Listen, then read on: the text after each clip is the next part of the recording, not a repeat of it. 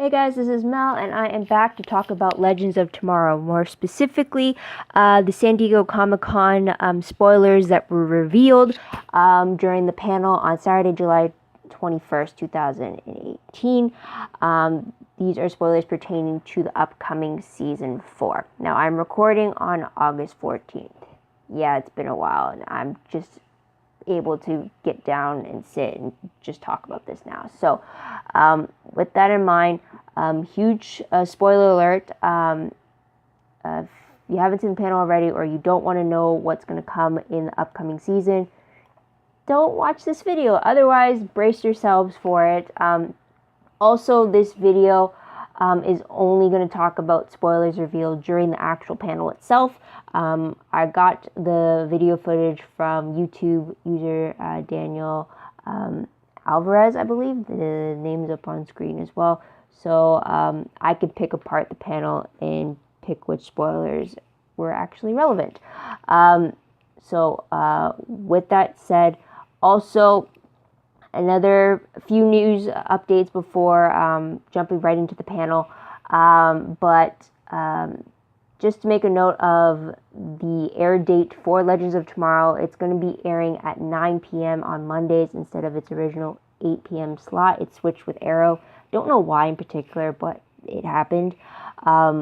Also, they did release a new sneak peek trailer for the upcoming season. It does have quite a bit of new footage in it. I'll leave the link for that video down below.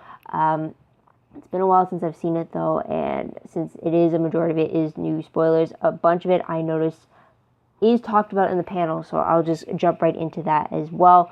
Also, if there's any questions, thumbnail still shows Rip Hunter despite his questionable demise in the season 3 finale. I still think he's alive somehow. I mean, he survived death before, right?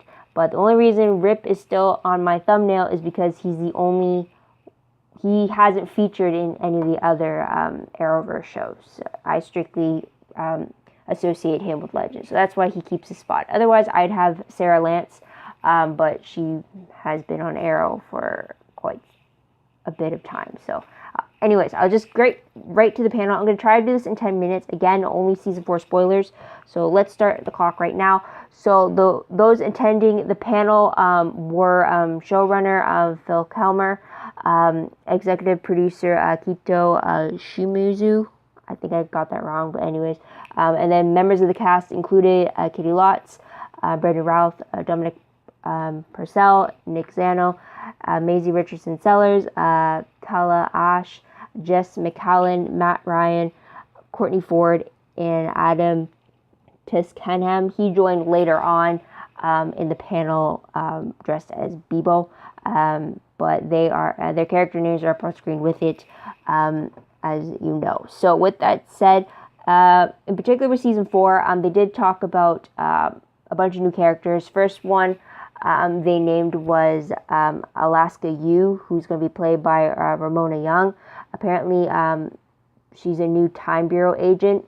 They kind of compared her to Gary, like position-wise in a sense, but we're definitely going to see more of the going-ons in the Time Bureau through her, as well as because of Ava Sharp and McGarry. So we're going to see another person in the agency, I guess you could say. Another new character, or I guess you can say the return of a character, is Hank Haywood, which is Nate's father. He's going to be played by Thomas F. Wilson, who everyone is well known him as Biff from the Back to the Future trilogy. Apparently, it's going to be a recurring role. But previously, we have seen Hank. Well, he's been mentioned many times, but I think the last time we saw him was as a young man during the Apollo mission, I believe, in Season 2, that they had to stop Eobard Thawne from going to space to get to the moon. But he's going to be a recurring character, specifically with Nathan and his storyline. So I'll get back to that later. But another new character is Charlie, and this is Maisie Richardson Sellers' new character. So essentially, I'm thinking of her as an Amaya doppelganger. But essentially, Charlie is supposed to be a magical fugitive who was locked up for a long time, like Mollis was. Charlie's going to be British. Charlie's a rebel without a cause. She's a trickster. There's going to be questions of whether she's a friend or a foe. She's on her own mission when the Legends team stumble upon her, and her presence shakes things up. And it looks like Charlie's also on a self-discovery journey. Now, we definitely got a lot about Charlie, but they definitely have to explain why she looks like a Maya. Maybe she's a shape-shifting magical fugitive, and that's why. And she's taken the form of a Maya as a way to kind of insert herself in the team, maybe. I don't know. But they did confirm that Amaya is back in her original spot in the timeline. Or her proper spot in the timeline. So there's that. Now, character-wise, though, for our known characters, the little bits and pieces that they did reveal was that for Sarah, we will see an increase in action scenes, stunt work specifically. In regards to Sarah, it is implied that Sarah would deal with the death of her father, which happened in the season 6 finale of Arrow. But Sarah is dealing with this grief during the time between season 3 and season 4. But apparently it will be mentioned. We just won't see like the full extent of her grieving over her father. And Katie Lotz did mention that they could see the potential between Sarah interacting with Black Siren, though it's a little trickier to incorporate what's happening on other shows into their show and vice versa. So that would be tricky unless they bring back Black Siren onto Legends. Though I was surprised that Siren X wasn't acknowledged whatsoever, since she was seen in The Flash later on in season 4. So we do know she exists. We do know she is on Earth 1. So it's a surprise that they didn't mention it, but she's still out there. So anyways, with Mick, they did bring up that he's still missing his partner in Captain Cold, though he won't be actively searching for a new partner, or at least that was my understanding of the answer he gave when a fan had asked this question. So there's that. They didn't really reveal anything else specifically for Mick. They kind of didn't do the same for Ray as well, but they are incorporated in other ways. But these are just the solo story focuses, I guess you could say. Now with Nate, though, they revealed that he does go back to work. It has been assumed for the last 2 years he's been on a sabbatical, as I think his job is as a historian or professor or something. But he does go back to work, and because he goes back, he reconnects with his absentee father, but they do butt heads with each other. So that's where we get his father, Hank. So there's that. With Zari, though, they talked about the huge thing it is for Zari to be the first Muslim American superhero and how they want to do justice with that representation. They also revealed that we are going to get more backstory when it comes to Zari. We're going to get, for example, her present day experiences as well as her experiences in the future in regards to prejudice. So that'll be interesting there, and then how that brings about a recognition or acknowledgement to the team and how it resonates with them, I guess. At least that's my interpretation of where they're going with that.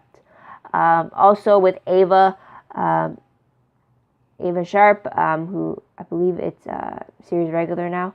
We're going to see a little bit more into the work life at the Time Bureau, because she is Director Sharp now. We definitely see her own office. So that's something there.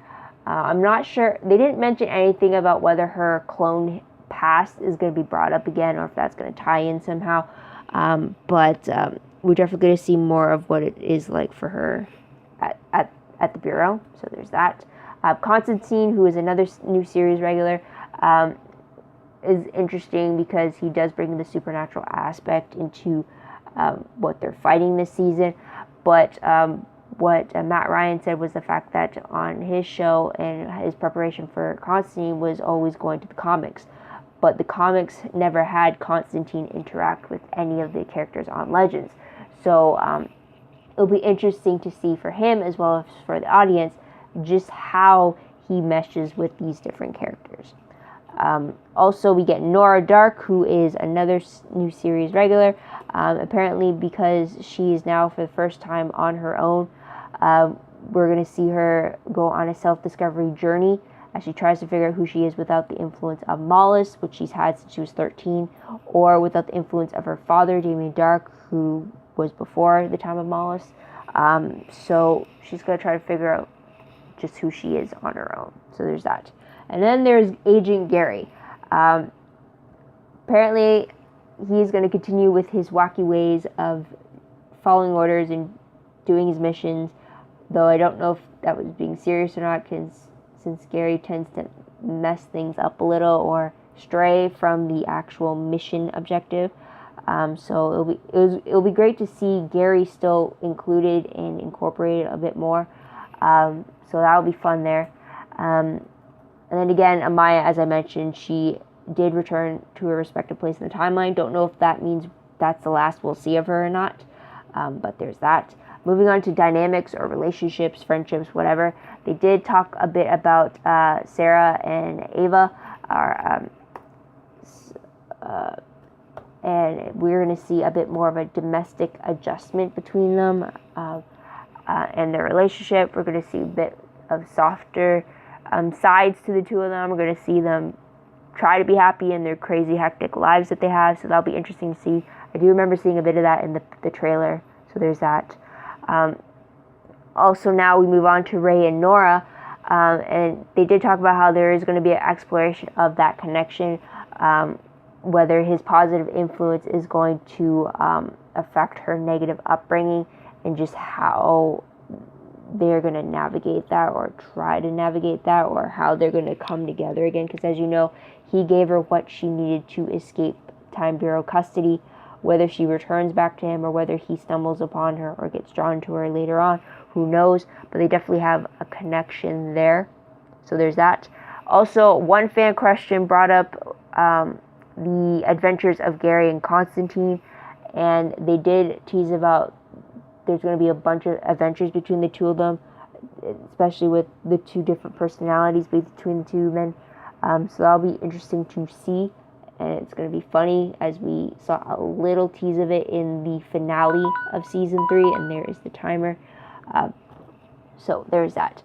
Episode spoiler specifics, though, they did reveal that the premiere episode, I believe, is going to take place in the 1960s, specifically Woodstock. They did name drop the Beatles, possibly, but we do see them dressed up in the 60s in the trailer. So, and apparently, if I recall, a unicorn is in that time. I don't know, but there's that. One thing I did notice that was a surprise was the fact that there was no mention of the crossover event that usually takes place November, December. But there are interviews that have surfaced that were released during the San Diego Comic-Con, stating that Legends was not included or wasn't going to be included in the upcoming crossover event. I haven't looked into any of these interviews. I kind of don't want to know why. I mean, it's a little bit of a letdown knowing that after last year with the superb 4-part crossover they had, it's a little disappointing that they're not going to include Legends this time. But I guess we'll have to wait and see where the series is by that point to see whether or not it makes sense. But yeah, I was surprised that no one brought up the crossover at all. Now, in regards to fan questions, though, someone asked if we'll see the return of Firestorm or Snart again, or Leo Axe, I guess you could say. They said that there's no current plans, but as you know, the only Snart that we have is Leo from Earth X, who, as we last heard, was planning to get married. And then with Firestorm, we last saw was of Jax, and he had already settled down. With a wife and a child, so no clue if he's going to come back or if we're going to see another rendition of Firestorm or not, but there's no current plans at the moment. Another question was from a fan was that will the survival of Zambezi impact the Arrowverse timeline? I completely think it should, and all they did was talk about the fact that in the finale they had touched upon the fact that the spirit totem was shared between Mari and Kuasa in Boston, how they're both sharing that responsibility because of the fact that Zambezi was saved.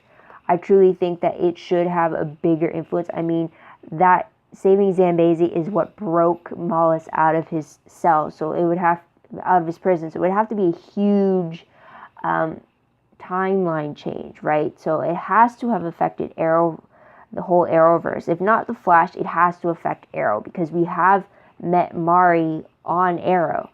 But that's as far as they went in regards to the changes. At least the panel did acknowledge that it was a good question. But honestly, they make so much changes to the timeline that it should be affecting the other shows, and yet they don't. So it wouldn't surprise me if they just don't follow through with the timeline change. But another fan question was the fact about whether or not Wally, aka Kid Flash, was going to be coming back. They just said that he has moved forward onto bigger and better things, but there are no current plans to have Wally return. I'm guessing it's kind of similar status with the Flash, which is a little disappointing because I did like Wally on the Legends team. He provided a lot for the team, and he provided quite a few funny moments as well too. But there's that. A fan question again asked if Bebo was going to return. Panel said yes. Not sure if they were serious or not, but they did admit that the idea of Bebo was initially a joke that just so happened to be well received as it was. Literally, it's a different version of Furby to me. So there's that. Specifically, though, other questions were the fact if we were going to see the character Booster Gold. Comic fans will know about this. I don't know because I haven't read the comics. But they did state the fact that in order to get Booster Gold, they would need DC's permission to use him or to use them. So that makes sense. But I guess they have to get that first before even considering if it's an option. So there's that. They did ask about Constantine, about whether or not he will get visits from angels. I didn't watch Constantine. The only exposure I have of him is his appearances in the Arrowverse. But they did talk about how it brought personal baggage, how it was kind of similar to the devil and angel on your shoulder. So make that what you will. Not particularly sure what to make of that, but I'm still mentioning it. And then last fan question I'm going to mention is the fact that someone asked if Wonder Woman was going to come, since they did name drop Themyscira, but they did comment on the fact that they were lucky to be able to include the name Themyscira in the show, so it would be less likely for them to see Wonder Woman anytime soon, which is a little bit of a bummer, but again, it makes sense. I mean, you're lucky to get the name to begin with, to have that kind of Easter egg connection. So that is pretty much it. That's all the spoilers I was able to pick up from it. But again, the link for the panel is down below if you want to check it out yourself. Maybe I missed something or that could be popping up in season 4. But let me know what you guys think and predict that's going to happen in the comments down below. Also, don't forget to like this video, subscribe to my channel, and check my other videos if you haven't done so already. Just realized I didn't do any predictions, but I don't really have any. It's very tricky. But anyways, I'll continue. If you want to check out my Tumblr page, the link for that is down below. I read blog promos, web clips, quotes, GIFs, synopses, news, all that good stuff all found in one place. So go check that out. I do have to update. I'm fully aware of this. I have to binge update a lot of things, so keep that in mind. Want to check out my WordPress account? The link for that is down below. Everything I post online is connected to WordPress. It's more organized, but it's still a work in progress, and I really do have to update it. So again, keep that in mind as well when you check that out. But otherwise, I think that's pretty much it. Thank you so much for tuning in. Thank you so much for your patience. I hope you come back in October when we do get the premiere of Legends of Tomorrow, and that is on, let me check the date, that is October 22nd at 9 p.m. I'll do a video for that, and then I'll have news about what my plans are for the rest of the year when it comes to Legends. So be on the lookout for that video. It's what, less than maybe 2 months? Yeah, almost less than 2 months from now. So it's moving fast. Also, just a heads up, if you are waiting for any Supergirl videos, I decided not to do it since I usually don't do Supergirl. So this video will be the last of the San Diego Comic-Con spoiler videos that I do this year. So yeah, so thank you so much for tuning in. Thank you so much for your patience. Again, I hope you come back to see what I have to say for the premiere episode. But until then, guys, this is Mel. Wish you all a great day, great week, wherever you are. Bye for now.